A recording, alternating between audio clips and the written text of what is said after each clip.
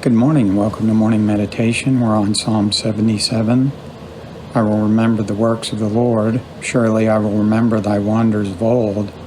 I will meditate also on all thy work and talk of thy doings. Thy way, O God, is in the sanctuary. Who is so great as God, as our God?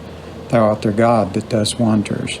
Thou declarest thy strength among the people. Thou hast with thy arm redeemed thy people, the sons of Jacob and Joseph.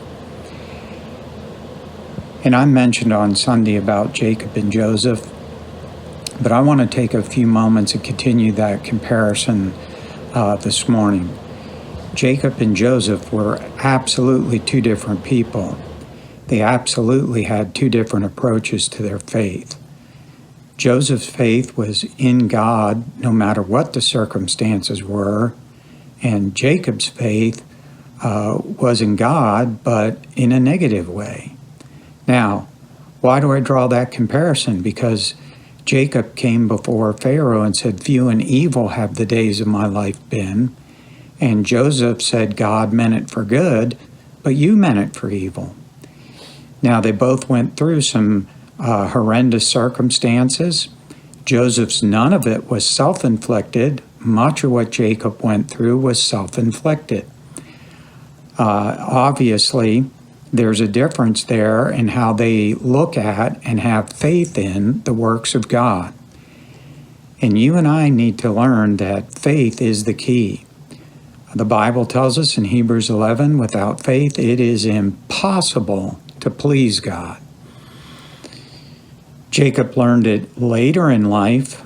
Joseph learned it very early in life. Joseph, of course, had the dreams, and then he was sold by his brothers and lied about by Potiphar's wife, and then thrown into prison, forgotten about.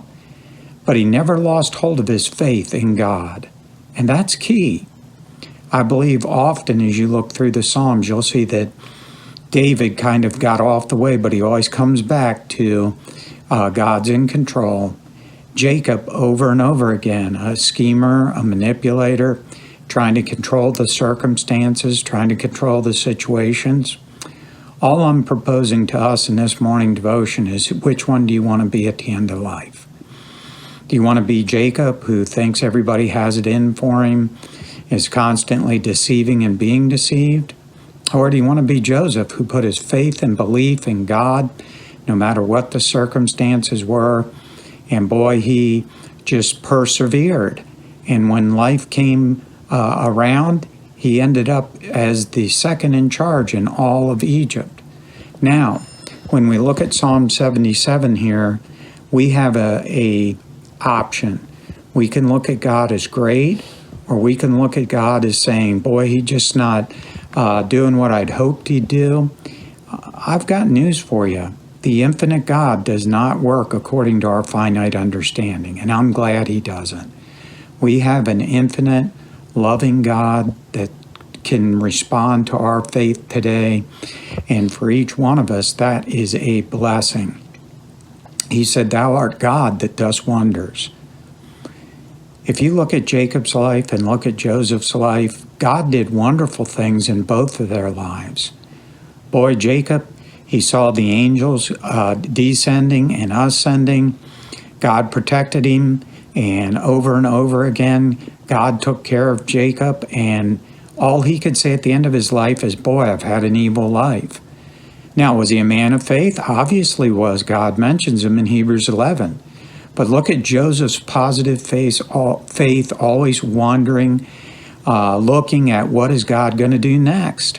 God's in control of this. It doesn't matter what the circumstances are. God's the one that's in control. So I want to challenge us today. Sit down and write the things of life out and just examine, is our faith in God? Is our faith in circumstances? We want to be the kind of Christian that when life is said, done, over with, and we walk before the King of Kings, we can say, boy, this is just what I expected, what I was looking for. I can't believe it. It's true and more than that. Or we can be a Jacob and just complain and grumble and gripe and compare.